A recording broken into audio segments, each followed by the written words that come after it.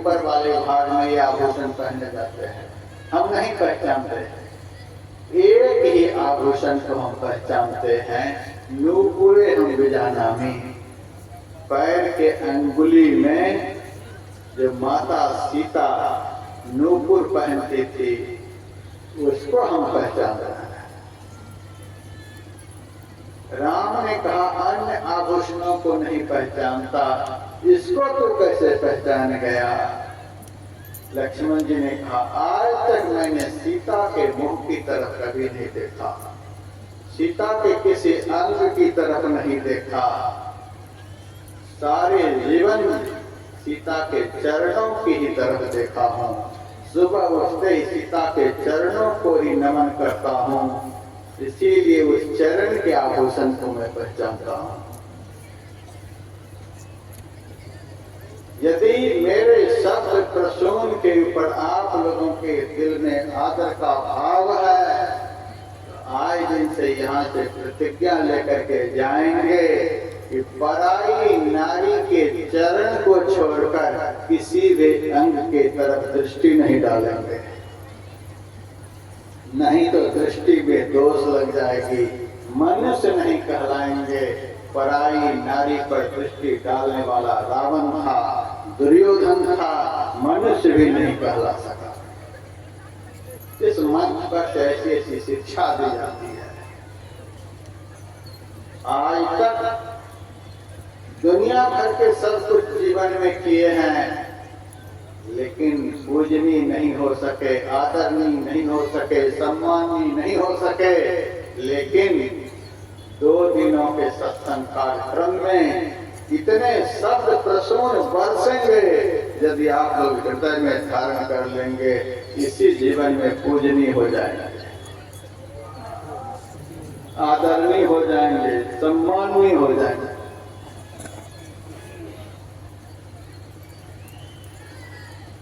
मनुस्मृति ग्रंथ में लिखा हुआ है, अभिवादन शीलस्य नित्यं वृद्धोपसेविनः चत्वारि तस्य वर्धन्ते आयुर्विद्या यशो बलम। किसी भी तरह से जो हमसे श्रेष्ठ है, आदर के योग्य है, सम्मान के योग्य है, प्रशंसा के योग्य है, बड़ाई के योग्य है, यदि हम आप लोग बिना जाति पाति पूछे, बिना नीच ऊंच का भाव रखे, गरीब अमीर के भाव रखे बिना उनका सम्मान करते हैं, तो अपने से श्रेष्ठ का जो सम्मान करता, उनकी 4 चीजें बढ़ती हैं। अभी सबसे पहले मंच पर यही हुआ है, इसीलिए इस कर्म का फायदा मैं आप लोगों को बता रहा हूं। मुझे पता है जितनी मालाएं अभी अर्पण हुई हैं 5000 से कम की नहीं होंगी। 5000 की माला आप लोगों ने दूसरे के सम्मान में अर्पण कर दिया है, हम लोगों के सम्मान में अर्पण कर दिया है। तो मैं इस 5000 के बदले में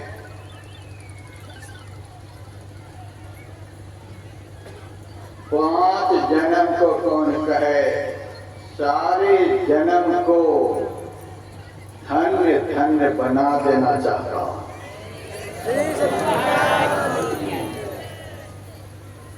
साधु के हाथ में आदर पूर्वक किसी का दिया हुआ 1 पैसा चला जाता है,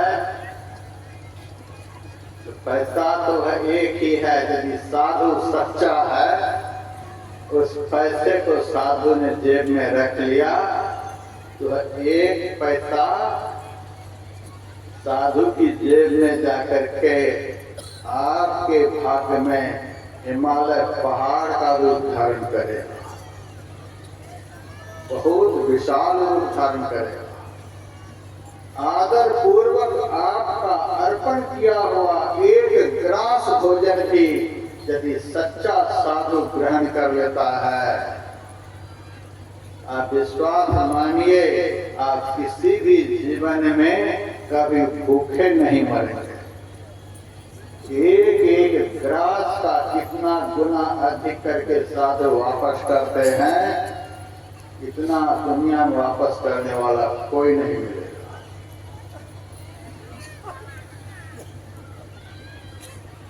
बड़े बड़े लीडर आपके शहरों में आते हैं, दुनिया भर का ऑफर की बातें सुना करके आपको भ्रमित करके, प्रभावित करके, आपसे वोट लेकर के बड़े लीडर बनकर चले जाते हैं। बाद में आप लोगों की खोज खबर के लिए कभी आते भी नहीं। कोई आते भी होंगे, सब एक जैसे नहीं होते। संसार के लीडर लोग ऐसे हैं जो बड़े बड़े ऑफर सुना करके वोट लेकर चले जाते, लेकिन समाज के लिए कितना क्या करते हैं सबको पता है। लेकिन हम लोग यदि समाज से कुछ आदर स्वीकार करते हैं, कुछ भोजन स्वीकार करते हैं, तो उसके बदले में कितना ऑफर देते हैं आप सुन लीजिए। मैं सारे कार्यक्रमों में ऑफर देते हुए आया, आप वोट दें चाहे नहीं। इलेक्शन लड़ने के लिए नहीं आया हूं, लेकिन मैं भी कुछ चाहता हूं। सुनिए, मैंने पूरे पंडाल में सब जगह प्राय सारे कार्यक्रमों में ऐसे भीड़ रही है, इससे भी ज्यादा भीड़ रही है। कहते आया हूं, जिनको घर में किसी भी तरह की परेशानी हो, लड़के बच्चे आदर नहीं करते हों, जीवन संकट में है, दुख क्लेश में पड़े हुए हैं, इस मंच पर से मैं आप लोगों को ऑफर दे रहा हूं, आप लोग हरिद्वार आ जाइए। आप लोगों के लिए मैंने बहुत आश्रम बनाया है, पूरे ऑल इंडिया में बहुत आश्रम बना दिया है। आप लोग आइए, आप लोगों के लिए मेरे पास कमरे फ्री में है। कमरे के किराए नहीं लिए जाए, कमरे फ्री है। आप लोगों के पास कपड़े नहीं होंगे तो कपड़े फ्री में है, कपड़े भी फ्री में। भूख लगेगी, भोजन फ्री में मिलेगा। प्यास लगेगी, पानी फ्री में मिलेगा। बीमार हो जाएंगे, लाखों रुपए खर्च किए जाएंगे, दवाई फ्री में मिलेगी।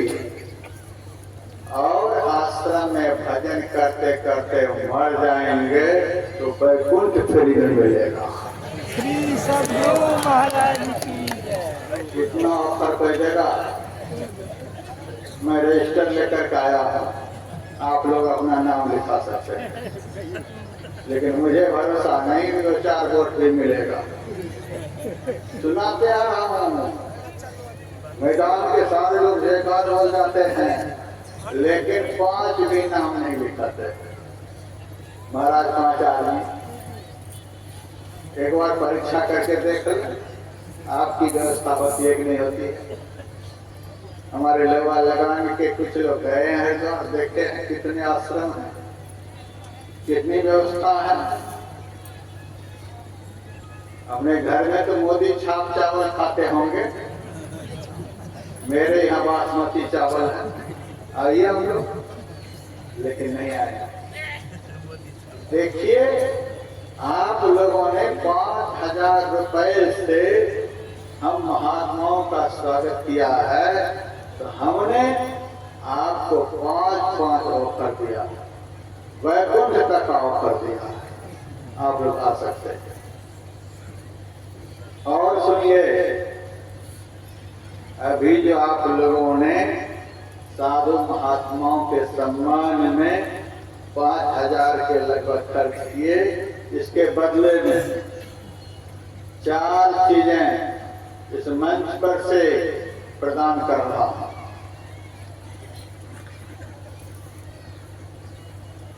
ज्यादा उठ बैठ करिएगा तब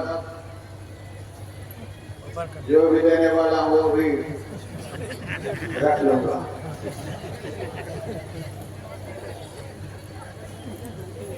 चार चीजें 5,000 के बदले में केवल मंच पर बैठे हुए वरिष्ठ गणों के लिए ही नहीं, पूरे पंडाल वालों के लिए, पूरे पंडाल वालों के 5,000। सबसे पहली चीज आयु। आए दिन से आप लोगों की जितनी आयु है उतनी आयु में से कुछ आयु बढ़ जाए। धर्म ग्रंथ में लिखा हुआ है कि अपने से श्रेष्ठ जनों का यदि कोई सम्मान करता है तो 1 नंबर में पहले उनकी आयु बढ़ जाती है। आप लोगों की आयु बढ़ेगी। कोई मरना चाहते हैं? नहीं चाहते हैं। मरने से बचेंगे? नहीं बचेंगे। भारत के प्रधानमंत्री में आपके एक श्वास को बढ़ाने की ताकत है। भारत के राष्ट्रपति में आपके एक श्वास को बढ़ाने की ताकत है। अमेरिका के राष्ट्रपति में आपके एक श्वास को बढ़ाने की ताकत है। स्वर्ग के राजा इंद्र में आपके एक श्वास को बढ़ाने की ताकत है। ब्रह्मलोक के राजा ब्रह्मा जी में आपके एक श्वास को बढ़ाने की ताकत है? नहीं है। लेकिन यदि संत की दया हो जाए तो जब तक वे चाहेंगे आपको दुनिया में रखने के लिए तब तक रखेंगे।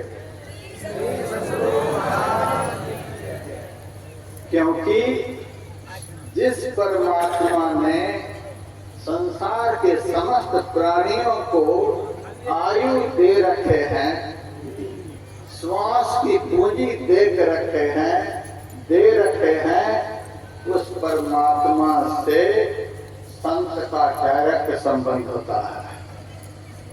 वो परमात्मा संत के बस में सदैव रहते हैं। इसीलिए संत जिनकी आयु को बढ़ाना चाहेंगे उनकी आयु को बढ़ा देंगे। संत में वह ताकत है। भागलपुर की बात है, एक माई के 7 पोते हुए, थोड़े थोड़े दिनों में वे सब खत्म हो गए। माई बहुत परेशान एक दिन गुरु महाराज के पास आई। सरकार, 7 पोते हुए लेकिन सब मर गए, अब वंश नाश होने पर है। गुरुदेव, आप कैसे संत का शिष्य होकर के भी यदि मेरा वंश नष्ट हो गया तो दुनिया क्या कहेगी? इतने बड़े महापुरुष के शिष्य। गुरु महाराज को बड़ी दया आ गई और गुरु महाराज ने कहा, जाओ, अब जो तुम्हारा पोता होगा वह नहीं मरेगा। आशीर्वाद दिया और संयोग से उनकी बहू गर्भवती थी। हॉस्पिटल गई, प्रसव काल हुआ, बच्चा तो हुआ लेकिन वह मरा हुआ। बुढ़िया माई हॉस्पिटल के बाहर बैठी हुई। नर्स ने आकर कहा, माई, इस बार भी तुम्हारा पोता मरा हुआ ही जन्म। माई का कैसा हो नहीं सकता है। स्वर्ग के देवता यदि कहते तो मैं नहीं मानती, लेकिन हमारे सदगुरु ने कहा है अब तुम्हारा पोता नहीं मरेगा, ऐसा हो नहीं सकता है। अरे माई, मरा हुआ पोता है, जो भी है उसे लाकर के हमारी गोद में दो। उस मरे हुए बच्चे को लाकर नर्स ने गुरु महाराज की गोद में रख, उस माई की गोद में रख दिया। वह माई उस बच्चे के सिर को सहलाती हुई कहती है कि बेटा, मेरे सदगुरु ने तुम्हारे लिए की है कि तू मरेगा नहीं, यह अनर्थ कैसे हो गया? गुरु महाराज, दुनिया के लोग हंसेंगे यदि आपका वचन असत्य हो गया। उसी वक्त जैसे सोया हुआ बच्चा आंखों को खोल देता है, वैसे ही वह मरा हुआ बच्चा आंखों को खोल दिया। ये भागलपुर की घटना है, आज भी वह बच्चा जिंदा है। अपने से श्रेष्ठ पुरुषों का जो सम्मान करता है, नंबर 1 में उनकी आयु बढ़ने लग जाती है। एक श्वास भी कोई बढ़ा नहीं सकता है, लेकिन संत चाहे तो जब तक दुनिया में रखना चाहे तब तक रखें। दुनिया में ज्यादा दिनों तक रहने की इच्छा हो तो संत का सम्मान करना सीख लेना। दुनिया से बहुत जल्दी निवट जाना चाहते हो तो आए दिन से संत का अपमान करना सीख लो।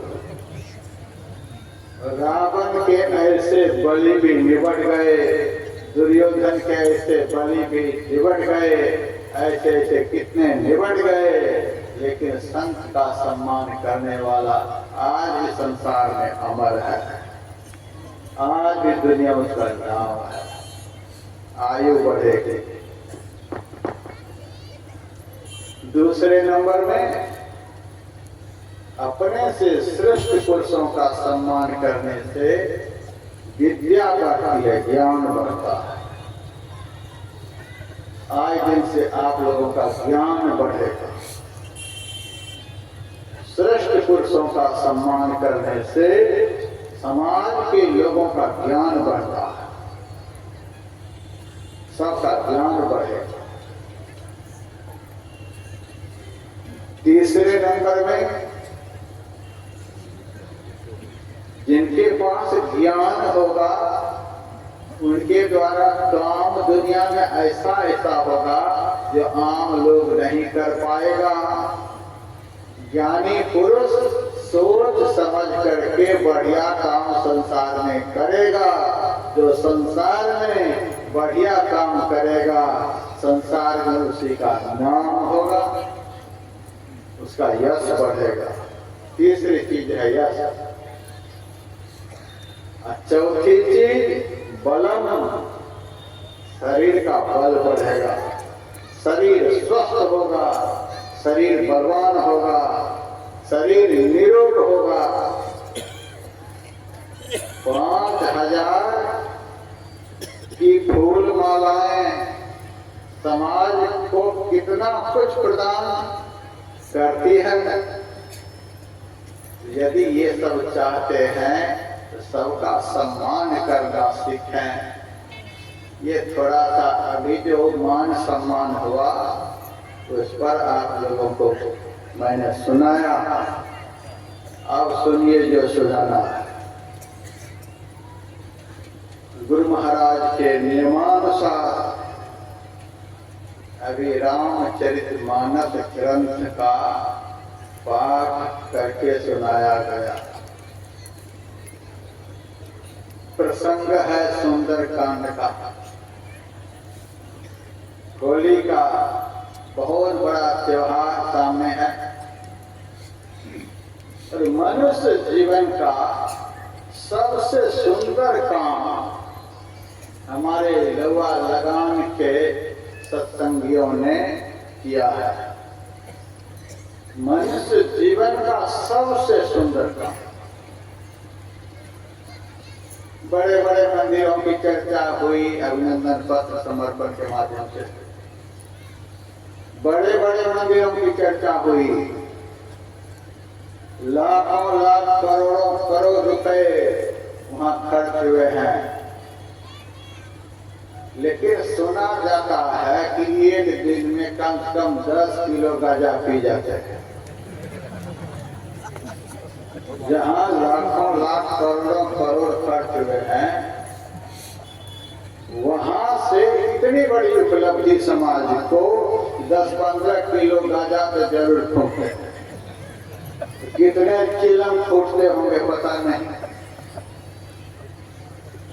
किसी का मांस नहीं छूटता होगा, किसी की मदिरा नहीं छूटती होगी, किसी का झूठ नहीं छूटता होगा, किसी की चोरी नहीं छूटती होगी, किसी का लूट खसोट मचाना नहीं छूटता होगा, किसी की हिंसा नहीं छूटती होगी, किसी का व्यभिचार नहीं छूटता होगा। बड़े बड़े मंदिर दुनिया में हैं, कोई दुष्कृत्य नहीं छूटते हैं, खर्च लाखों करोड़ों होते हैं, लेकिन यहाँ पर 8-10 लाख रुपए खर्च होंगे मुश्किल से, 2-4 और बढ़ जाएं, लेकिन मैं विश्वास दिलाता हूँ हजारों हजार लोगों का जीवन बदल जाएगा। मेरा कार्यक्रम मुंबई में चल रहा था। सुबह 8 बजे मैं मंच के लिए जा रहा था। रास्ते में बहुत से लोग बैंक के सामने खड़े थे।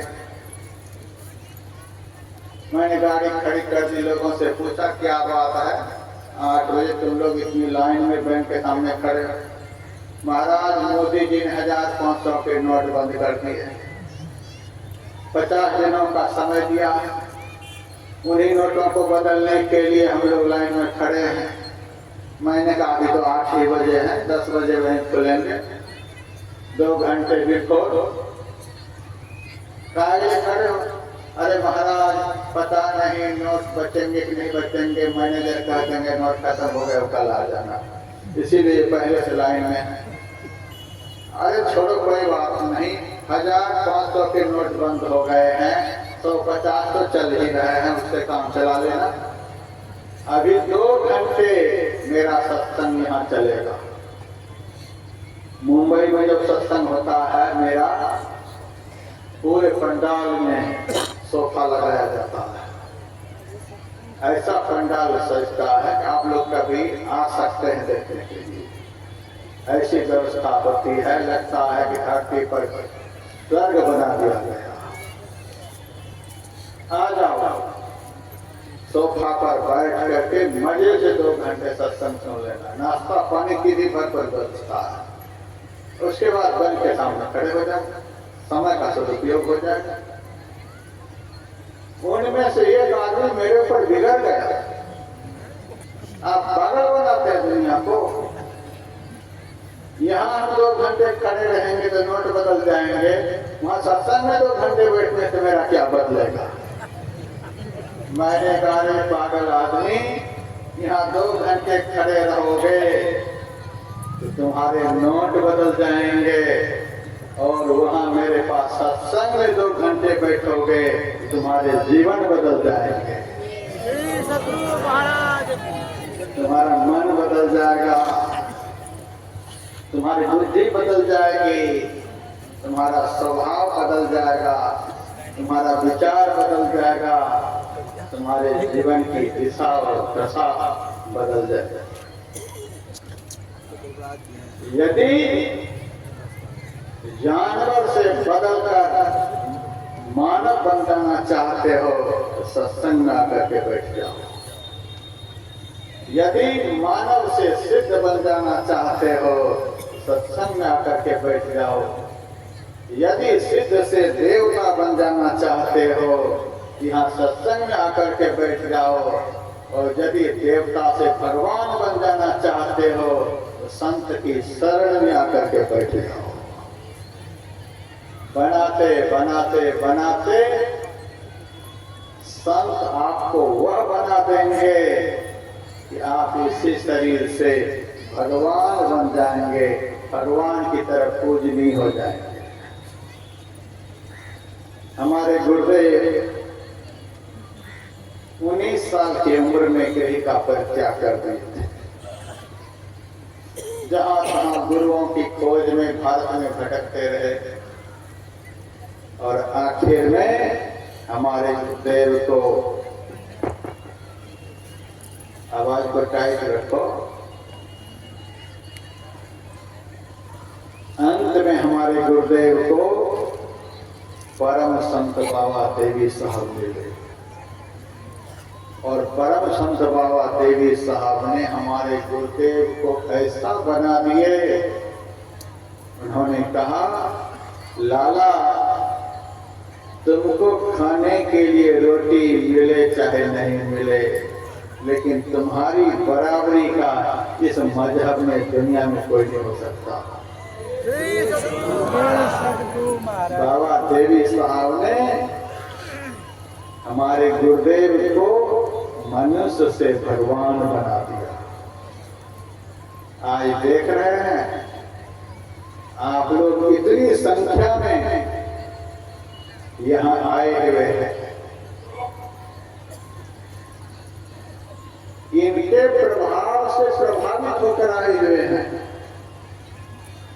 इतने सारे साधु महात्मा बैठे हुए हैं, इनको देखने के लिए नहीं,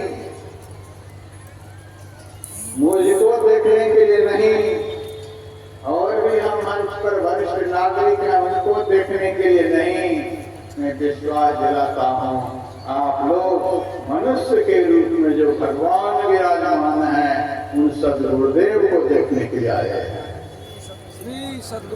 यदि मैं गुरुदेव के चित्र को अपने बगल से हटा दूं तो मुझे देखने वाला दुनिया में एक भी नहीं रहेगा। इन्हीं की कृपा से, इन्हीं के बगल में बैठने से, इन्हीं के नाम जस के लिए प्रयास करने से, इन्हीं की दुहाई बोलने से, इन्हीं के वचनामृत समाज को सुनाने से आज थोड़ा बहुत मेरा भी आदर होता है। ये भगवान बन गए, मनुष्य से भगवान बन गए। आप लोग भी ऐसा ही बन जाना चाहते हैं। संत के संग से यह संभव है। थोड़े दिन पहले शिवरात्रि का त्योहार समाप्त हुआ। शिवरात्रि का त्योहार मनाने के लिए तो लाखों के लोग तैयार थे, लेकिन शिव जी की बात मानने के लिए सब लोग तैयार नहीं हैं। ताज्जुब की बात है, शिव जी को मानते हैं, शिव जी की नहीं मानते। शिव जी को मानते हैं की नहीं मानते। शिव जी जो कहते हैं वह नहीं मानते, शिव जी को मानते। राम को मानते हैं लेकिन राम की नहीं मानते। कृष्ण को मानते हैं लेकिन कृष्ण की नहीं मानते। बहुत लोग गुरु महाराज को मानते हैं लेकिन गुरु महाराज की नहीं मानते। ऐसे भी बहुत महापुरुष हैं। भगवान शिव का वचन है, गिरिजा संत समागमा समन लाभ कचवा, बिनु हरि कृपा न होई सो गावहि वेद पुराण। भगवान शिव कहते हैं, पार्वती संतों के समागम के समान संसार में दूसरा कोई लाभ नहीं। ऐसा वेद पुराण कहते हैं। ईश्वर की कृपा जिनके ऊपर है वही यहाँ करके बैठे हुए हैं। हरिद्वार जाकर चोर भी बैठ सकता है, ऋषिकेश जाकर डालने वाला भी बैठ सकता है, वृंदावन में जाकर शराबी भी बैठ सकता है, अयोध्या में जाकर दुराचारी भी बैठ सकता है, काशी विश्वनाथ में जाकर व्यभिचारी भी बैठ सकता है। लेकिन संत की शरण में जिनके ऊपर ईश्वर की कृपा नहीं है वह नहीं बैठ सकता है। ईश्वर की कृपा के बगैर यहाँ कोई नहीं बैठ सकता। इसीलिए सुंदरदास जी महाराज ने लिखा है, तात मिले पूर्णिमास मिले सुत भ्रात मिले जीवती सुखदाई, राज मिले गजबाज मिले सब साज मिले मन वांछित पाई, लोक मिले सुरलोक मिले दिव्यलोक मिले वैकुंठ जाई, सुंदर और मिले सब ही सुख, संत समागम दुर्लभ भाई। संतों का समागम मिलना बहुत दुर्लभ है, ईश्वर की कृपा से ही संभव है। आप कहीं भी जाकर बैठ सकते, लेकिन यहाँ नहीं बैठ सकते। मैंने एक आश्रम देहरादून में भी बनाया 25-26 साल पहले। मैं अधिक समय वहीं रहता था।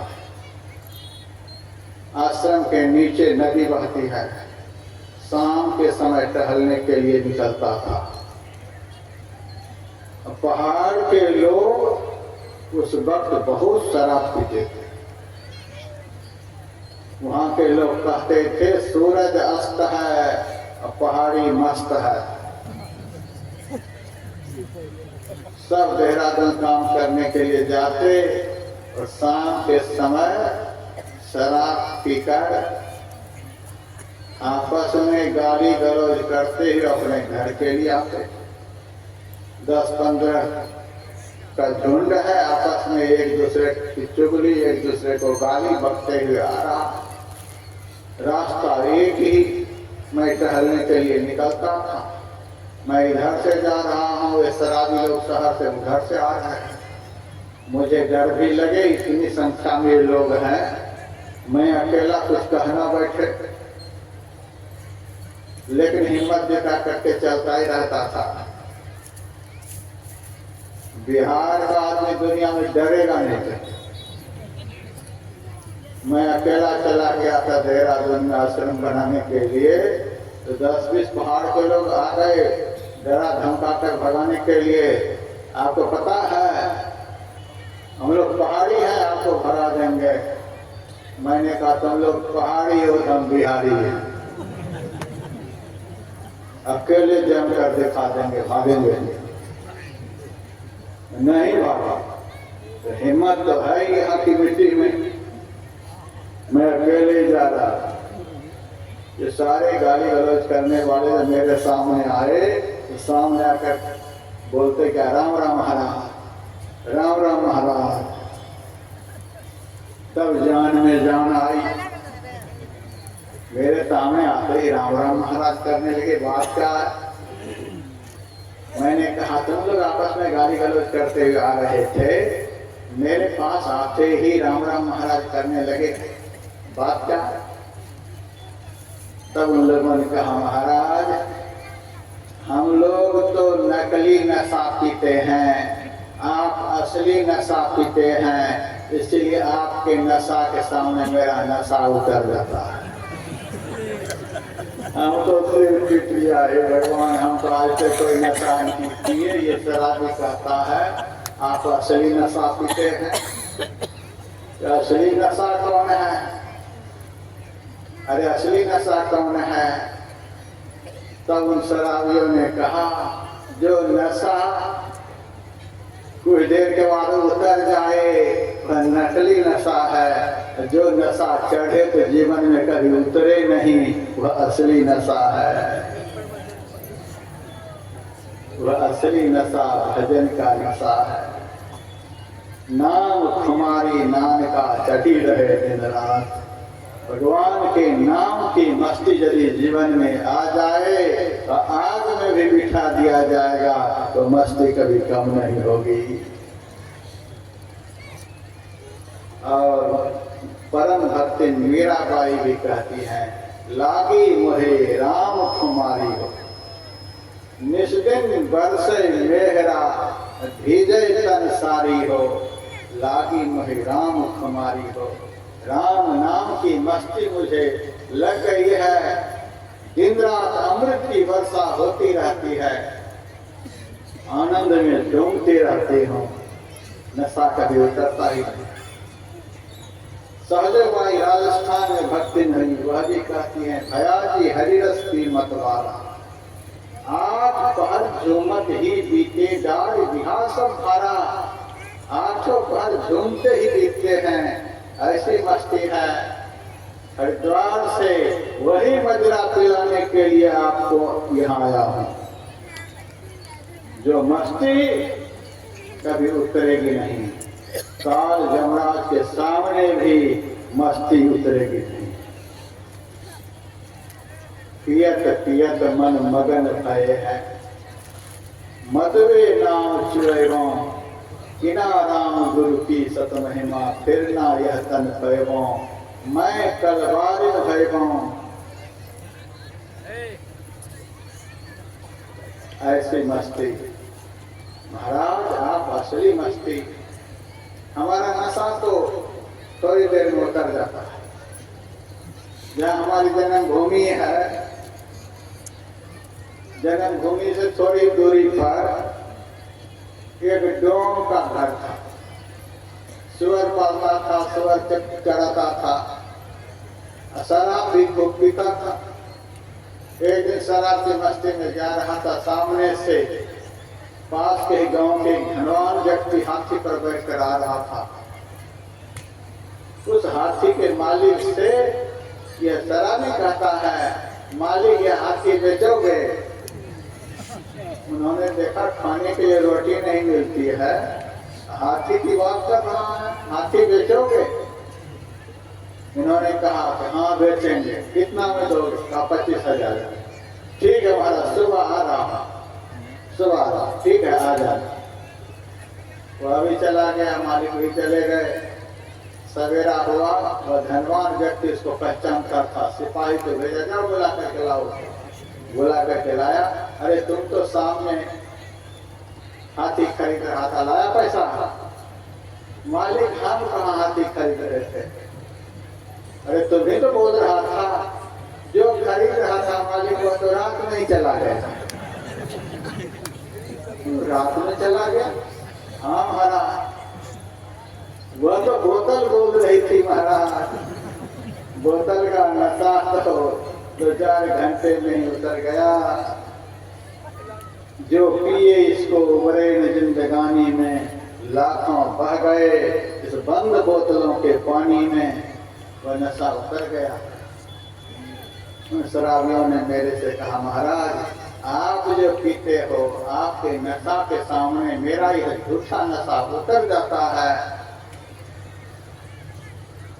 तब मैंने उनसे कहा, जब मेरे से तुम्हारी इतनी श्रद्धा है, मेरे आश्रम के प्रति भी तुम्हारे दिल में इतनी श्रद्धा है, तो आश्रम पर क्यों नहीं आता? बगल बगल से निकल जाता, आश्रम पर क्यों नहीं आता? मेरे पास क्यों नहीं आता? तब उन शराबियों ने कहा, महाराज आपके ऊपर बड़ी श्रद्धा है, आपके आश्रमों के प्रति भी बड़ी श्रद्धा है, लेकिन किसी कारण से नहीं जाता। मैंने कहा, वह कारण क्या है? कारण यही है कि झुम बराबर झुम शराबी ये खत्म हो जाएंगे, ये सब खत्म हो जाएंगे। दुनिया के किसी भी शराबियों के अंदर यह विश्वास नहीं है कि हम केदारनाथ चले जाएंगे तो शराब छूट जाएगी। दुनिया के किसी चोरों के मन में यह विश्वास नहीं है कि हम बद्रीनाथ चले जाएंगे तो हमारी चोरी छूट जाएगी। किसी दीवानियों को ऐसा विश्वास नहीं है हम वृंदावन चले जाएंगे तो जुआ छूट जाएगा। किसी भी पापियों के मन में यह विश्वास नहीं है हम अमुक तीर्थ में चले जाएंगे, हमारा यह पाप छूट जाएगा। लेकिन संसार के सारे पापियों को यह विश्वास है यदि हम संत की शरण में चले जाएंगे तो तत्काल सब पाप भाग जाएगा। सुंदरदास जी महाराज की वाणी, जो कोई जाय मिले इन सुंदर, कोई पवित्र लगे हरिरंगा। कहाँ बैठे हैं आप लोग, है कुछ पता? जो कोई जाय मिले इन सुंदर, कोई पवित्र लगे हरिरंगा। यहाँ आते ही हरि का रंग चढ़ जाता है। ईमानदारी से बताइए आप लोग, अभी आप लोगों के मन में झूठ बोलने की इच्छा हो रही है, चोरी करने की इच्छा हो रही है, किसी भी प्रकार के नशा को पीने की इच्छा हो रही है, किसी की हिंसा करने की इच्छा हो रही है, किसी माँ बहनों के ऊपर कोई दृष्टि डालने की इच्छा हो रही है, किसी की निंदा चुगली करने की इच्छा हो रही है। बात क्या है, संत की शरण में जाते ही पाप करने की इच्छा ही खत्म हो जाती है। आप दुनिया में कहीं भी चले जाएंगे तो पाप की इच्छा खत्म नहीं होगी। हम तो दिन रात तीर्थ में ही रहते हैं। हरिद्वार जब ऑल इंडिया से भक्त लोग आते हैं, हम सारे भक्तों से कहते हैं ठीक है, गंगा आरती देखने के लिए जा रहे हो तो जाओ, गंगा में स्नान करने के लिए जा रहे हो तो जाओ, लेकिन पर्स को जिसमें पैसे हैं कमरे में ही रख करके जाओ, मोबाइल को कमरे में ही छोड़ करके जाओ, और नहीं तो तुम गंगा में डूब लगाओगे, और गंगा के किनारे रहने वाले तुम्हारे पर्स में डूब लगाएंगे, डोला टट्टी में डूब लगाएंगे, हंसते हुए जाओगे और गंगा स्नान करके रोते हुए मेरे पास आओगे तो मैं फकीर महात्मा मोबाइल नहीं दे पाऊंगा, पर्स का पैसा वापस नहीं कर पाऊंगा। देख लो ये सब हो रहे हैं। सारे तीर्थों की यही नतीजा है, सारे मंदिरों की यही नतीजा है। अयोध्या में ऐसे ऐसे महंत हुए, इलाहाबाद में ऐसे ऐसे महंत हुए जिन्होंने कीमती मूर्ति को भारत में नहीं अमेरिका में बेच दिए। 8-8 करोड़ में पहले जमाने की कीमती मूर्ति उसको उन महंतों ने अमेरिका में बेच दिया। आज भी बहुत से महंत उस कुकृत्य के कारण जेल में बैठे हुए हैं। भगवान की पूजा करते करते, भगवान के मंदिर में रहते रहते मन ऐसा हो गया कि भगवान को ही बेच दिया। भगवान की पूजा करते करते भगवान को ही बेच दिया। बुद्धि बदली नहीं, लेकिन संत की शरण में जो आ जाते हैं उनकी भीतर की जो मन रूपी मूर्ति है वह मूर्ति बिक जाती है और वह मूर्ति निर्मल हो जाती है। पहले जैसी मूर्ति नहीं रह जाती तो मूर्ति बदल जाती है। संत की शरण में जाने पर मूर्ति बदल जाती है। मंदिर में भी पाप हो रहे हैं, धामों में पाप हो रहे हैं। ध्यान शिविर के लिए पहले मैं जाकर के धर्मशाला वगैरह बुक कराता हूँ। मैं गया हुआ था जगन्नाथपुरी, जगन्नाथ भगवान के मंदिर में प्रवेश ही किया, 4-5 पंडा मुझे पकड़ गए। महाराज चलो आप मेरे साथ, मैं भगवान का दर्शन कराऊंगा, मैं आपको भगवान का दर्शन कराऊंगा। मैंने कहा तू मुझे भगवान का दर्शन करा देगा? हाँ महाराज हम आपको भगवान का दर्शन कराएंगे। मेरे साथ 9 आदमी और गए हुए, सब मिला करके 10 आदमी। मैंने कहा ठीक है कराओ दर्शन। आदमी पर 5,000 लगेंगे, आदमी पर 5,000 लगेंगे दर्शन कराने के। मैंने कहा कि 10 आदमी हैं, कितना लगेगा? 50,000 में दर्शन करा दें। मैंने कहा हमें तो वह दर्शन चाहिए जो दर्शन खट्टे मीठे पेड़ खिला करके सबरी को हुआ था। हम वह दर्शन करना चाहते हैं। केले के छिलके खिला करके विदरानी को जो दर्शन हुआ था, हमें वह दर्शन चाहिए। जो दर्शन जटायु गिद्ध को हुआ था, हमें वह दर्शन चाहिए। जो दर्शन गजराज को हुआ था, वह दर्शन हमको चाहिए। जो दर्शन अजामिल पापी को हुआ था, वह दर्शन मुझे चाहिए।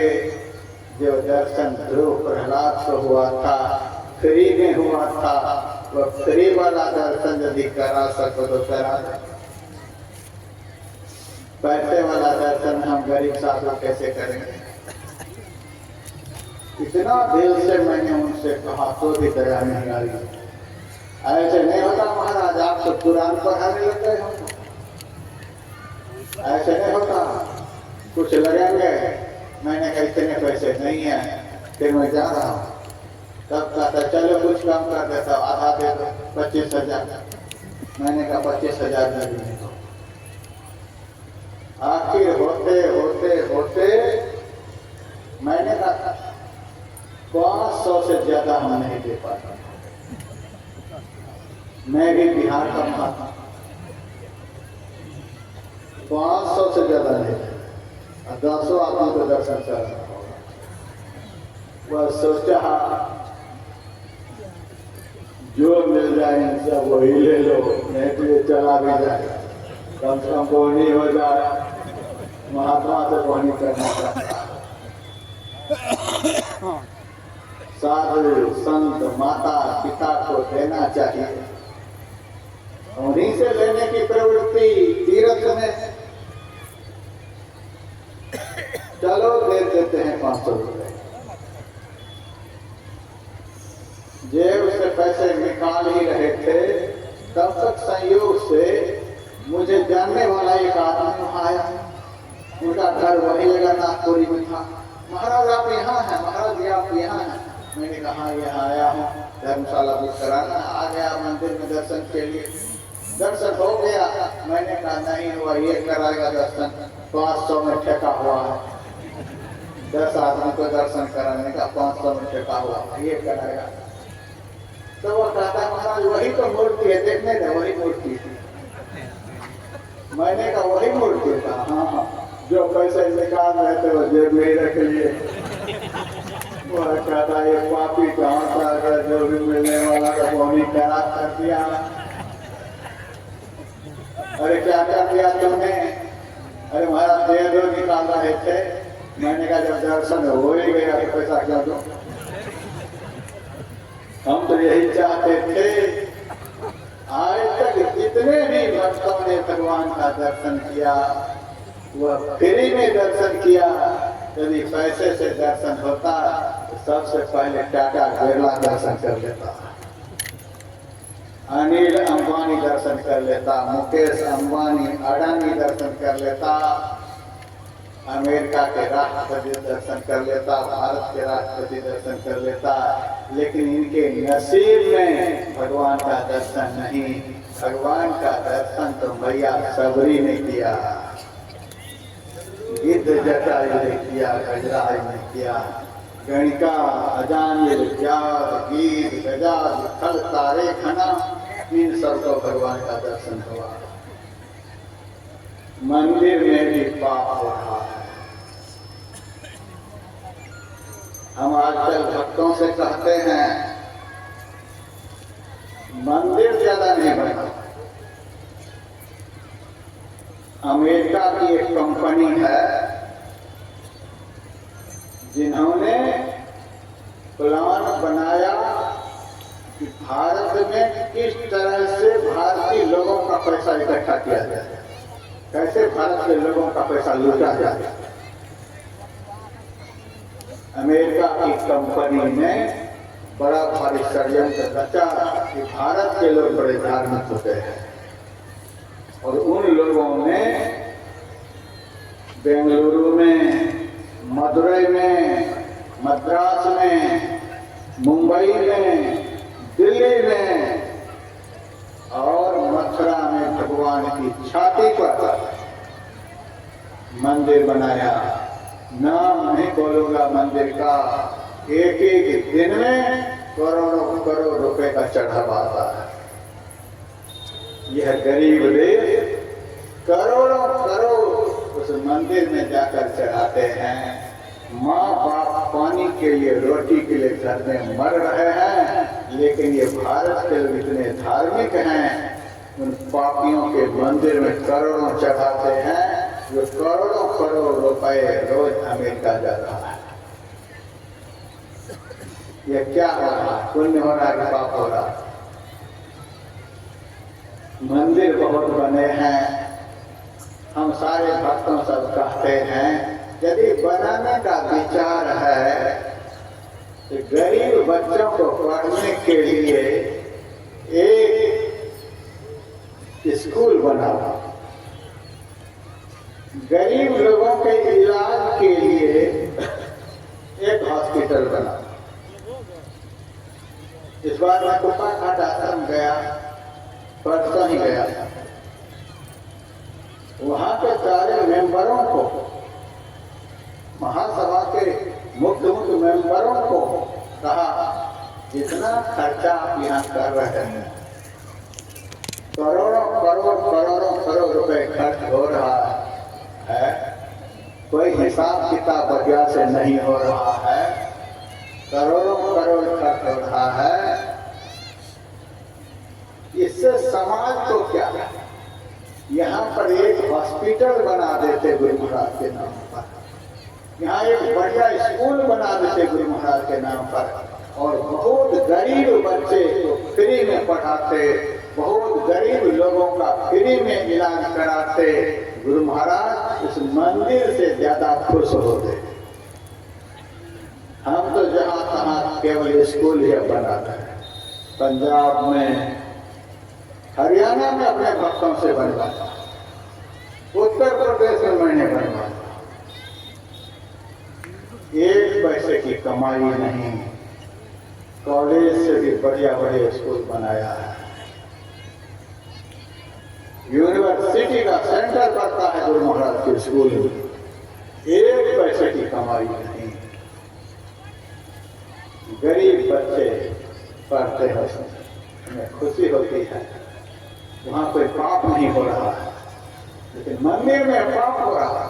फ्री का पैसा माल आ रहा है, दान का माल आ रहा है, सबके भीतर में पाप रूपी राक्षस पैदा ले रहा है।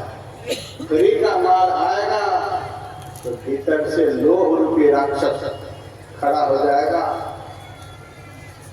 वह लूटेगा, कुछ मंत्री लूटेगा, कुछ महामंत्री लूटेगा, कुछ वो लूटेगा, लुटेरा का अड्डा बन जाता है मंदिर।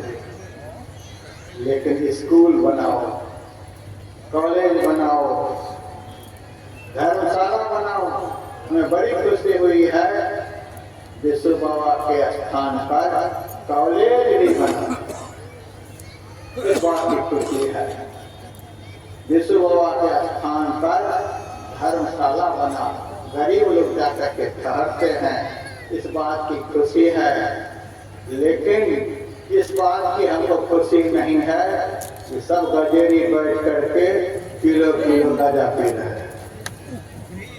कितना भी आप लोग हमें बुलाते हैं, लेकिन इस धर्म के मंच पर से इस काम को हम अच्छा काम नहीं कर सकते। गाजा पीना धर्म की बात नहीं है, धर्म की जगह पर पाप नहीं होना चाहिए। बहुत सारे मंदिरों का नाम अभिनंदन पत्र में आया, वहाँ मंदिर, वहाँ मंदिर, वहाँ मंदिर, लेकिन उस मंदिर में सब काम सुंदर नहीं हो रहा। कुछ काम सुंदर है तो कुछ काम असुंदर भी है। लेकिन मैं आप लोगों को विश्वास दिलाता हूँ, हमारे लवा लगाम के सत्संगियों ने जो सत्संग का कार्यक्रम रखा है, यह सब तरह से सुंदर काम है, सब तरह से सुंदर काम है।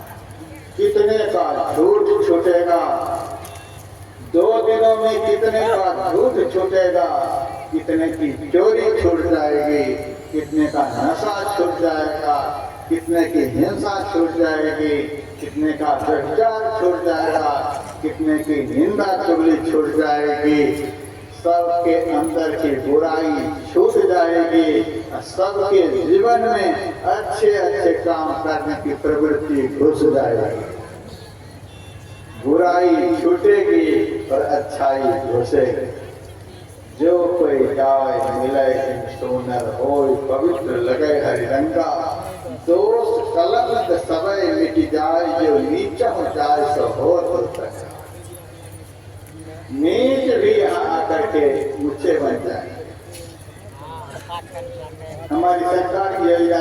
रही है नीच को ऊंच बनाने की। और जो ऊंच है उनको कहाँ ले जाएंगे? ऊंच को नीच बनाने की योजना, नीच को ऊंच बनाने की योजना। किसी को खुशी हो रही है इस योजना से, किसी को तकलीफ हो रही है इस योजना से। लेकिन हमारे सदगुरु सरकार की यह योजना है कि जितने मनुष्य के शरीर में यहाँ आए हुए हैं सब ऊंचे बनते बनते एक दिन भगवान बन जाए। छपरा रेलवे स्टेशन पर जब मैं उतरा था, वहाँ कुछ लोगों ने मेरे से कहा, महाराज आप यहाँ किस लिए आए हो? मैंने कहा अभियान चलाने के लिए आया। आप कौन सा अभियान चलाते हो? मैंने कहा तुम्हारी सरकार कौन सा अभियान चला रखी है? तब उन लोगों ने कहा महाराज हमारी सरकार तो पोलियो उन्मूलन अभियान चला रखी है। मैंने कहा तुम्हारी सरकार पोलियो उन्मूलन अभियान चला रखी है और हमारे सदगुरु सरकार पाप उन्मूलन अभियान चला रहे हैं। यह सत्संग क्या है? पाप उन्मूलन अभियान। यह सत्संग क्या है? विकार उन्मूलन अभियान। यह सत्संग क्या है? अशांति उन्मूलन अभियान। कितनी बड़ी सभा है।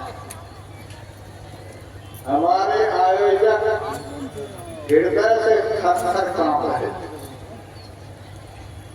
थर-थर कांप रहे थे। हे भगवान, बाबा ने कौन तारीख दे दी? इसी तारीख में तितलीगढ़ दरड़ा में अखिल भारती है। इसी तारीख में बाबा कौन तारीख दे दिए? अखिल भारती में आयोजन टकरा गया। अब क्या करें? कौन आएंगे नहीं आएंगे? लेकिन हमारे आयोजक बैठे हुए हैं मंच पर। अब हम कहेंगे कल पंडाल बढ़ाना पड़ेगा। अखिल भारती का कोई असर है यहाँ? अरे मेला देखना है तो कहीं चले जाओ, लेकिन जीवन का खेला देखना है तो यहाँ आ जाओ। यदि सत्संग में जाकर कुछ सुनना है तो यहाँ आ जाओ, और यदि मेला देखना है तो कहीं भी चले जाओ। व्यसानंद रोकने वाला नहीं है। यह शांतिमय अभियान है। कितनी शांति है। लोग मेरे से कहते हैं महाराज सतयुग कब आएगा? मैं कहता हूँ सतयुग कब आएगा? अभी कौन सा युग चल रहा? ईमानदारी से बोलिए कौन सा युग चल रहा है? कलयुग है। लेकिन सबको पता है कलयुग है, लेकिन यहाँ सतयुग है। कलयुग को सतयुग में बदल देने वाला जो सत्कर्म है वही सत्संग है। अभी सतयुग चल रहा है। सतयुग में किसी से कोई पाप नहीं होता था। कृतयुग सब योगी विज्ञानी। यहाँ भी जितने भी धर्म प्रेमी बैठे हैं किसी से कोई पाप नहीं हो रहा है। अभी सतयुग चल रहा है। तब लोग मेरे से कहते हैं हमारा युग तो 4 हैं, फिर त्रेता युग, द्वापर युग, कलयुग। हम कहते हैं आरती होने दो। आरती होते ही सतयुग बदल जाएगा, त्रेता आ जाएगा। आरती खत्म होते ही त्रेता आ जाएगा। सबके भीतर में मन रूपी रावण उठकर खड़ा हो जाएगा। अब चलो यह काम करो, अब चलो वह काम करो, अब ये काम करो, अब ये नहीं हुआ, वो नहीं हुआ। मन रूपी रावण सबको परेशान करने लग जाएगा। अगर पंडाल से रोड पर आप लोग पहुंच जाएंगे तब द्वापर युग आ जाएगा। द्वापर में कौन था? कंस था। कंस किसको कहते हैं? जिनके भीतर में दया नहीं। माँ को सताओ, बाप को सताओ, भाई को सताओ, पत्नी के लिए पहलवान बन जाओ, भाई को सताओ, गरीबों को सताओ, दीन दुखियों को सताओ। यही प्रवृत्ति यहाँ से जाने के बाद द्वापर आ जाएगा। घर पहुंचते पहुंचते पता चल ही जाएगा कौन सा दिन चल रहा है। 2004 में भी आज दुनिया परेशान है। यहाँ देखिए कितनी संख्या में आप लोग बैठे हुए हैं, तो भी कितनी शांति है। पुआल पर बैठे हुए, सोफा पर बैठने वाले पुआल पर, पलंग पर बैठने वाले पुआल पर। जब आप अपने गांव में जाएंगे, अमीर के सामने यदि गरीब बैठ जाए तो अमीर को देखा जाता है, ये गरीब आदमी रोटी नहीं मिलती, मेरे सामने बैठा हुआ अच्छा नहीं लगता है। ब्राह्मण के सामने कसाई बैठ जाए उनको अच्छा नहीं लगता है, ये मेरे सामने ये कसाई बैठ गया। गांव समाज में कैसा प्रदूषित वातावरण रहता है। यहाँ देखिए गरीब अमीर ऊंच नीच सभी जाति के सभी मजहब के लोग सब एक साथ बैठे हुए हैं। किसी के मन में किसी के प्रति कोई द्वेष है? ऐसा वातावरण गुरु महाराज के ऐसे संत की शरण में गए बगैर कहीं भी नहीं मिलेगा। कितना सुंदर वातावरण। इस सुंदर वातावरण को, इस सुंदर आयोजन को देख करके ही मैंने रामायण से यहाँ सुंदर कांड से पाठ करवाया। सुंदर कांड का पाठ, पाठ भी बड़ा विलक्षण हुआ। विभीषण जी गए हैं भगवान श्री राम से मिलने के लिए, और रास्ते में बंदरों ने विभीषण को पकड़ लिया। ये देखिए कितना आध्यात्मिक प्रसंग है। विभीषण जी रावण की लात खाकर राम से मिलने के लिए जा रहे हैं। बेचारे विमान से नीचे उतर भी गए। राम के दल में केवल बांदरी सेना, बंदरों ने पकड़ लिया। विभीषण जी के मन पर क्या बीतता होगा। आया था राम का दर्शन करने के लिए, बंदरों ने पकड़ लिया। राम कौन है? परमात्मा है। विभीषण कौन है? यह आत्मा है। विभीषण आत्मा है, राम परमात्मा है। 14 इंद्रियां ये बंदर हैं।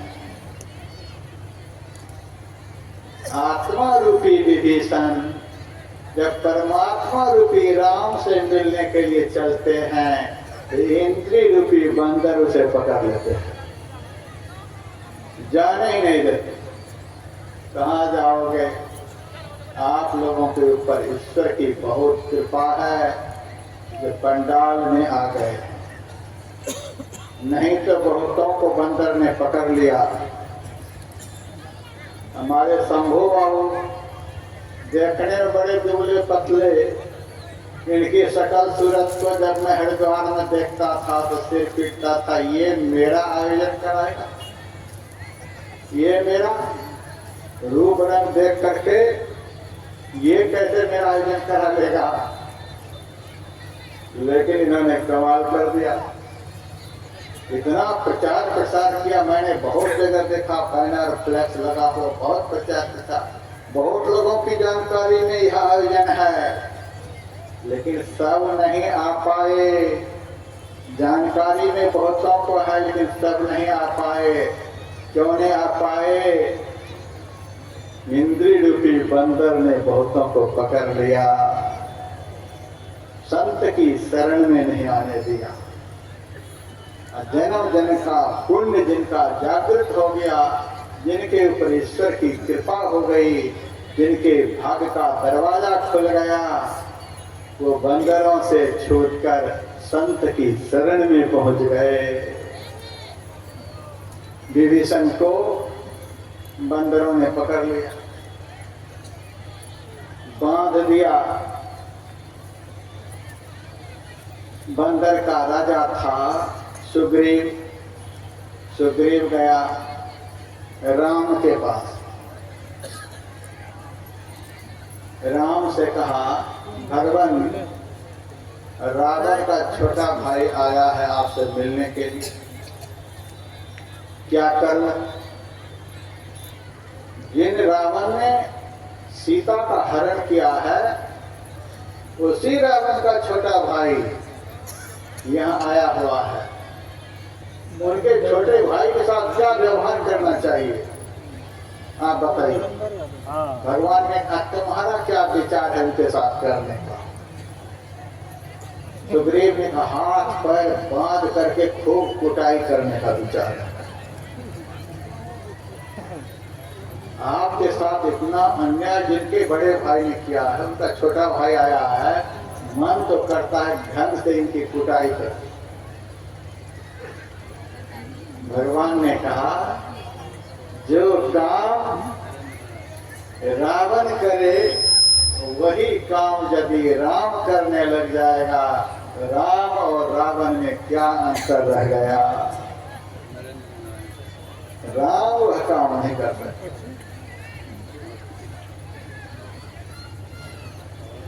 जो काम मेघनाथ करे वही काम यदि लक्ष्मण करने लग जाए तो लक्ष्मण,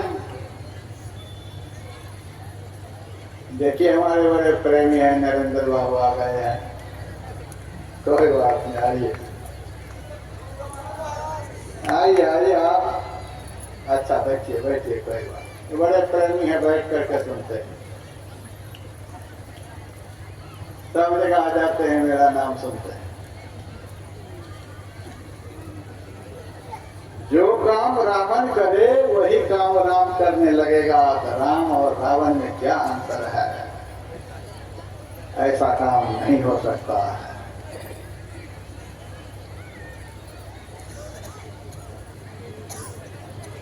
इसी विभीषण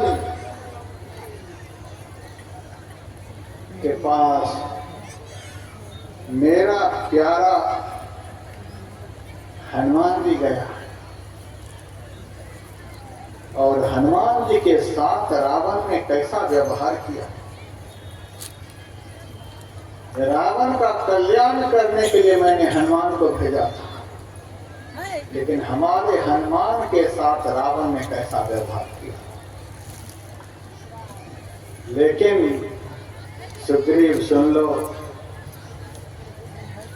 जो व्यवहार रावण करे वही व्यवहार यदि राम करने लग जाए, राम और रावण में क्या अंतर रह गया? सुग्रीव ने कहा, भगवान फिर विभीषण के साथ क्या किया जाए? भगवान ने कहा, जैसे तैसे विभीषण को मेरे पास ले आओ, मेरे पास विभीषण को लाओ। हे भगवान, मैं तो सोचा था कि विभीषण की मार पिटाई हम लोग मिलकर करें, और भगवान तो अपनी शरण में बुला रहे हैं। सुग्रीव ने कहा, भगवान रावण बहुत बड़ा पापी है, राक्षस है, दुराचारी है, उसी का यह छोटा भाई है, उनको आप अपने पास बुला रहे हो। पापी को अपने पास बुला रहे हो। भगवान ने कहा, सुन लो सुग्रीव, प्रधानमंत्री के पास तो पापी पहुंच जाएगा, राष्ट्रपति के पास पापी पहुंच जाएगा, अमेरिका के राष्ट्रपति के पास पापी पहुंच जाएगा, प्राय ऐसे लोगों के पास ऐसे लोग ही पहुंचते हैं, पहुंच जाएगा। बड़े बड़े धनवानों के पास पापी पहुंच जाएगा, बड़े बड़े विद्वानों के पास पापी पहुंच जाएगा, बड़े बड़े पहलवानों के पास पापी पहुंच जाएगा, बड़े बड़े देवताओं के पास पापी पहुंच जाएगा, बड़े बड़े तीर्थों धामों मंदिरों में पापी पहुंच जाएगा, लेकिन राम के पास कोई पापी नहीं पहुंच सकता है।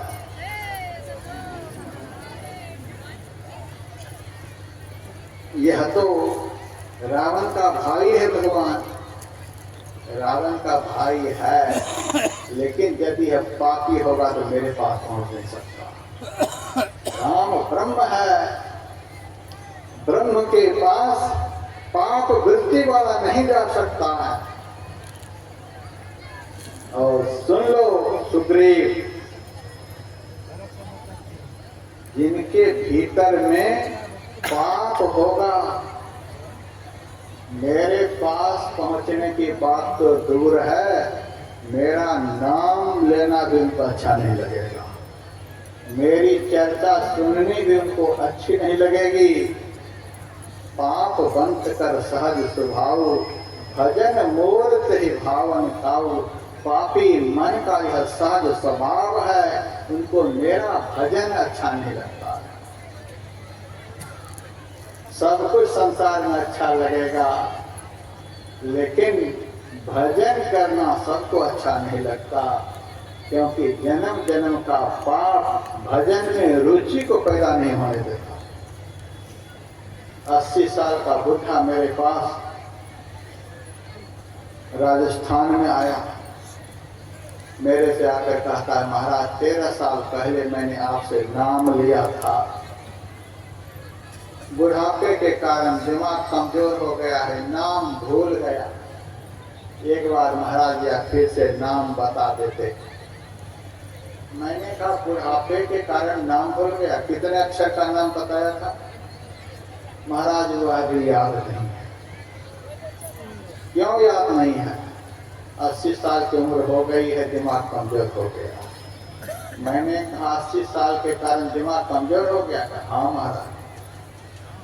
मैंने कहा एक बात बताओ, तुम्हारे पास लड़के कितने हैं?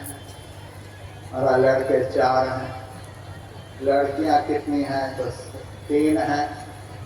मैंने कहा 7 याद है और 2 अक्षर का मंत्र याद नहीं है। अच्छा चलो कोई बात नहीं, जब 80 साल की उम्र हुई है तो 7 से भी आगे बड़े हो गए, नाती पोते भी हुए होंगे। महाराज 7 से आगे तो 17 तक पहुंच गए। मैंने कहा नाती पोते का नाम याद है? हाँ महाराज। वह बुढ़ा 17 का नाम सुना दिया। 80 साल की उम्र में 17 याद है। मैंने कहा नाती पोते का मोबाइल नंबर याद है? मोबाइल नंबर भी सुना दिया। तब मैंने कहा एटीएम का नंबर याद है?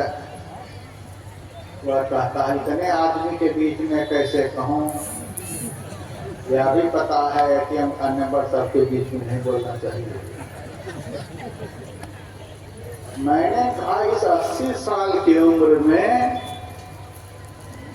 सारी दुनिया का सब कुछ याद है, लेकिन जिस 2 अक्षर के नाम याद रखने से जीते जी आदमी वैकुंठ पहुंच जाएगा, वह याद नहीं है। भगवान ने कहा पापी मन का यह सहज स्वभाव है, जिससे उसका कल्याण होगा वह याद नहीं रखता, जिससे दुर्गति होगी उसी की याद वह करता है। और सुन लो, जिसके मन में पाप होगा वह प्रधानमंत्री का पद तो प्राप्त कर सकता है, राष्ट्रपति का पद प्राप्त कर सकता है, इंद्र का पद प्राप्त कर सकता है, दुनिया का बहुत बहुत बड़ा बड़ा पद प्राप्त कर सकता है, लेकिन सुग्रीव जिसके मन में पाप होगा वह कभी भी मेरा दर्शन प्राप्त नहीं कर सकता। निर्मल मन जन सो मोहि पावा, मोहि कपट छल छिद्र न भावा। सुग्रीव जिसके मन में कपट होगा, जिसके मन में छल होगा, जिसके मन में छिद्र होगा, वह मुझे प्राप्त नहीं कर सकता। मुझे प्राप्त करने के लिए मन निर्मल होना चाहिए, मन पवित्र होना चाहिए। यदि विभीषण पापी होगा तो मेरे पास नहीं आ सकता है। 18 पद्म बंदर रहते थे भगवान के पास। भगवान ने कहा कि 18 पद्म बंदर मिलकर भी ढकेलता हुआ वह मेरे पास लाना चाहेगा तो भी विभीषण मेरे पास नहीं आ सकता। यदि उनके मन में पाप नहीं रहेगा तो 18 पद्म बंदर भी उनको पकड़ लेगा तो भी मेरे पास पहुंच जाएगा। निर्मल मन भगवान की शरण में इस जीव को तुरंत पहुंचा देता है। मलिन मन यदि है, सारी दुनिया के लोग भगवान के पास ले जाना चाहेंगे, नहीं ले जा पाएंगे। भगवान का वचन है, भगवान का यह वचन सुनकर के सुग्रीव को बड़ी दया आई। विभीषण को लेकर भगवान के पास पहुंच गए। विभीषण को भगवान ने पकड़कर अपने बगल में बिठा लिया और बड़े प्यार से हाल समाचार पूछते हुए कहते, कहूँ लंकेश सहित परिवारा, कुशल कुठार पास तुम्हारा। हे लंकेश, तुम अपना कुशल समाचार कहो। विभीषण के लिए सबसे पहला शब्द भगवान के मुंह से निकला लंकेश, लंका का राजा। सुग्रीव ने कहा, भगवान लंका का राजा तो रावण है, रावण अभी जिंदा है और आपने विभीषण को लंकेश कह दिया, लंका का राजा कह दिया। भूल तो नहीं गए? भगवान ने कहा, भूलने की आदत तो जीव में है। जीव भगवान को भी भूल जाता, लेकिन हम तो एक मच्छर को भी पैदा करते हैं तो उनको भी नहीं भूलते हैं। जो किसी को नहीं भूले वही भगवान कहलाते हैं, जो भगवान को भी भूल जाए वो बेईमान कहलाते हैं। हम भूलते नहीं, हमने साफ साफ कह दिया लंकेश लंका का राजा। महाराज रावण अभी जिंदा है, लंका का राजा इनको आप कैसे कह रहे हैं? भगवान ने कहा, हमारी यही प्रतिज्ञा है। राम बोलते हैं कि हमारी यही प्रतिज्ञा है, जो हमारी शरण में आ जाएगा उनको राजा बना दूंगा। आ जाए कोई शरण में। जैसे मैंने यहाँ पर 5 ऑफर दिया आप लोगों को, आप लोग नाम लिखा सकते हैं, रजिस्टर लेकर के आया हूँ। आप आइए हरिद्वार, आप लोगों को रहने के लिए कमरे फ्री, पहनने के लिए कपड़े फ्री, दवाई फ्री, खाने के लिए रोटी फ्री, पीने के लिए पानी फ्री, और आश्रम में भजन करते करते मर जाएंगे तो वैकुंठ फ्री। कौन देगा इतना ऑफर? साधु संत यही ऑफर देते हैं, वैकुंठ तक फ्री। लेकिन जिनके कर्म में नहीं लिखा हुआ है, इतना फ्री देने पर भी कोई नाम लिखाने के लिए नहीं आ पाएंगे। भगवान का भी वचन है, भगवान भी ऑफर दे रहे हैं आप लोगों के लिए। आज भी राम का यह ऑफर है। राम ने कहा, सुग्रीव, हमने इस जीव के लिए ऑफर दे रखा है, जो जीव हमारी शरण में आ जाएगा वह जन्म जन्म का भिखारी भी होगा तो मैं उनको राजा बना दूंगा। आ जाए। अरे सुदामा को राजा बना के दिखा दिया कृष्ण ने, और सुग्रीव ऐसे बंदर को जो बाली के डर के मारे दर दर भटकता था, उनको राजा बना दिया राम ने। और अभी देखिएगा, जिस विभीषण को लात मार करके रावण ने लंका से बाहर कर दिया, उस विभीषण को लंका का तिलक कर दिया राम ने। भगवान के मुंह से निकल गया लंकेश, लंका का राजा।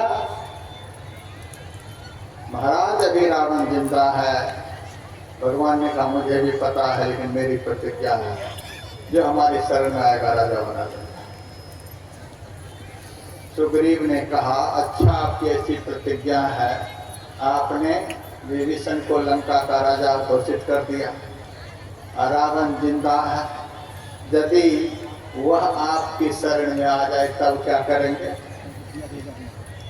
आप कहते हम राजा ही बनाते हैं, यदि रावण भी आ जाएगा तब क्या करेंगे आप? भगवान ने कहा, मेरी शरण में जब भी आएगा तो विभीषण ही आएगा, रावण नहीं आ सकता है। इसका भाव क्या है? हम लोगों का पापी मन जो है वही रावण है, और हम लोगों का निर्मल मन जो है वही विभीषण है।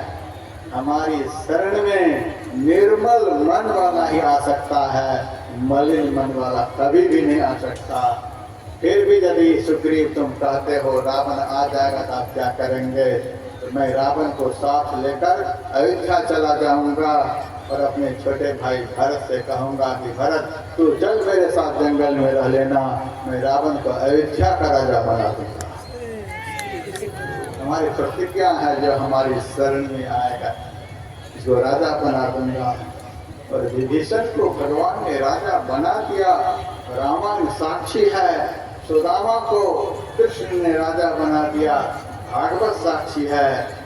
जब ऐसे ऐसे को भगवान ने राजा बना दिया, आप लोग काहे लिए दुनिया में फंसे हैं भीख मांगने के लिए? आप लोगों के अंदर भी यदि सच्चा राजा बनने की इच्छा है, प्रधानमंत्री पक्का राजा नहीं है, पंचवर्षीय योजना है, 5 वर्ष में किसकी कुर्सी हिलेगी पता नहीं, पंचवर्षीय योजना है। ये दुनिया के लोग जिनको चुनते हैं वे राजा बनते हैं। दुनिया के बनाए हुए जो बनते हैं उनकी कुर्सी तो हिल जाती है, लेकिन भगवान के बनाए जो बनते हैं वो अजर अमर हो जाते हैं। संसार की कुर्सी क्षणभंगुर है, हिलने डुलने वाली है, लेकिन संत भगवंत की कृपा से जो कुर्सी प्राप्त होती है वह कभी हिलती नहीं, वहाँ कभी भूकंप होता ही नहीं। सखिया वाघर सबसे न्यारा, जहाँ पूर्ण पुरुष हमारा, जह नहीं सुख दुख साथ झूठ नहीं, पापन पुण्य पसारा, नहीं दिन रैन चंद नहीं सूरज, बिना ज्योति उजियारा। ऐसा भगवान का दरबार है और ऐसा राज्य भगवान प्रदान करते हैं कि भगवान अपने प्यारे भक्त को जो उनकी शरण में आ जाते हैं उनको भगवान ही बना देते हैं। सुबह मैंने सुनाया था, जटायु से गिद्ध को राम ने भगवान बना दिया। गिद्ध देह तरी धरी हरि कृपा, जटायु ने परोपकार का काम किया, भगवान की कृपा से भगवान बन गया। यदि आप लोग भी मनुष्य तन पा करके परोपकार करते रहेंगे, शुभ कर्म सत्कर्म करते रहेंगे और भगवान का भजन करते रहेंगे, तो भगवान के भजन में ही वह ताकत है कि धीरे धीरे धीरे धीरे आपको संसार से निकालते निकालते वह भजन आपको भगवान की शरण में पहुंचा करके भगवान बना देगा। यहाँ पर वही फैक्ट्री खुली है। सुबह मैंने सुनाया था कि 2 दिनों के लिए संत मत की फैक्ट्री खुली है। जो कर्म से जानवर बन चुके हैं इस फैक्ट्री में आ जाइए, आदमी बन करके निकलेंगे। जो आदमी बनकर यहाँ आएंगे वे यहाँ से सिद्ध बनकर निकलेंगे। जो सिद्ध बनकर बैठेंगे वे यहाँ से देवता बनकर के निकलेंगे। यदि इस फैक्ट्री का सारे जीवन आदर करते रहेंगे एक दिन आप भगवान बन जाएंगे। हमारे लवा लगान के भक्तों ने इस सत्संग के माध्यम से 2 दिनों के लिए ऐसी फैक्ट्री लगा दी है। जो इस फैक्ट्री में आएंगे क्रमशः विकास करते हुए आप एक दिन फाइनल लिस्ट पर पहुंच जाएंगे। भगवान बन जाएंगे, ईश्वर में मिलकर ईश्वर बन जाएंगे। यही सब सुनाने के लिए फैक्ट्री लगाई गई है। एक ही दिन में सारी बात सुना दूंगा तो कल आप लोग नहीं आएंगे, इसीलिए धीरे धीरे सुनाऊंगा। एक दिन और बचे हुए हैं, आप लोगों को सुनाने के लिए बहुत शब्द मेरे दिमाग में है, उतना मेरे पास समय नहीं कि मैं शब्द यहाँ सुना सकूं, लेकिन शब्द इतना है, गुरु महाराज ने इस दिमाग में इतना शब्द दिया है कि जब तक आसमान में सूरज और चंद्रमा रहेंगे तब तक आदमी को भगवान बनाने वाली फैक्ट्री हम चलाते ही रहेंगे। यही थोड़ा सा सुनाया। एक भजन छोटा सा आप लोगों को सुनना है, 2 आध्यात्मिक आरती भी करनी है। आप बहुत दूर दूर से आए हुए हैं, धैर्य धारण करके बैठे हुए हैं, इतने कार्यक्रम को सुन करके आप लोग यहाँ से